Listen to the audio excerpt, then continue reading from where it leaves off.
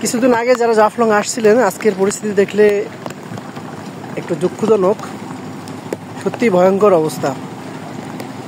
নিচে দেখছিলেন যে দোকানগুলো সব ডুবে গেছে। এই যে দেখেন, আপনাদের সামনে আমি দেখাচ্ছি, বৃষ্টি হইতেছে এবং গত 2-1 মাসের মধ্যে যারা আসছিল তারা বুঝতে পারবে পরিস্থিতিটা কীরকম ভয়ঙ্কর হয়ে গেছে। এবং জাফলংয়ের আশেপাশে প্রত্যেকটা শহর বাজার অবস্থা খুবই ভয়ঙ্কর। পানি কি পরিমাণ বাড়তেছে দেখুন অবস্থা।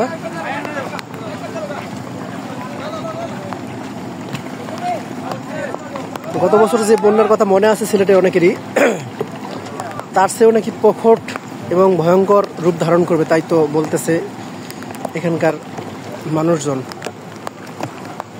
অলরেডি এখানকার চলেন কাছে দিয়ে দেখাই, ওই যে নিচে যে দোকানগুলো ছিল কিছু বোঝার আগেই প্রত্যেকটা দোকান বিনষ্ট হয়ে গেছে, অনেক পরিমাণ ক্ষয়ক্ষতি।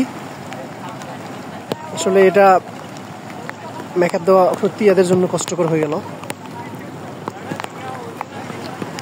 হঠাৎ করে যে এক রাতের বৃষ্টিতে এবং এই যে সকাল থেকে বৃষ্টির আশঙ্কা, ইন্ডিয়ার যে ঢলটা সবচেয়ে প্রধান ভূমিকা পালন করছে এটার জন্য। মেঘ দেখেন আকাশের উপর সবসময় কিভাবে কি পরিমাণ মেঘটা আসলে দৌড়াদৌড়ি করতেছে। আসলে আরো কি পরিমাণ পানি বাড়বে সেটা পরিস্থিতি বলবে, হয়তো আল্লাহ ভালো জানে।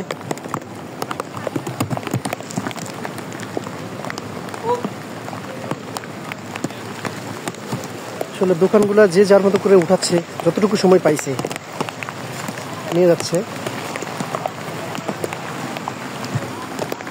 আর একটু ভালোভাবে দেখানোর চেষ্টা করি। আসলে বৃষ্টি পড়তেছে, প্রচন্ড হারে বৃষ্টি পড়তেছে। আমি বৃষ্টির মধ্যে কিন্তু আপনাদেরকে দেখানোর চেষ্টা করতেছি। দোকানপাটগুলো সমস্ত দোকানপাট উপরে উঠেছে।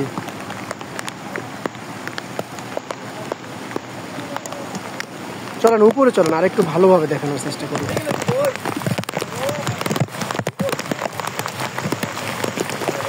মুষলধারে বৃষ্টি উঠেছে।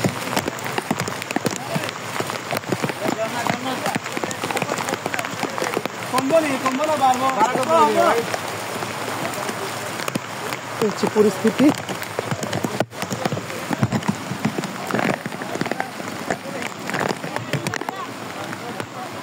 পুরোটাই দেখানোর চেষ্টা করতেছি ভাই।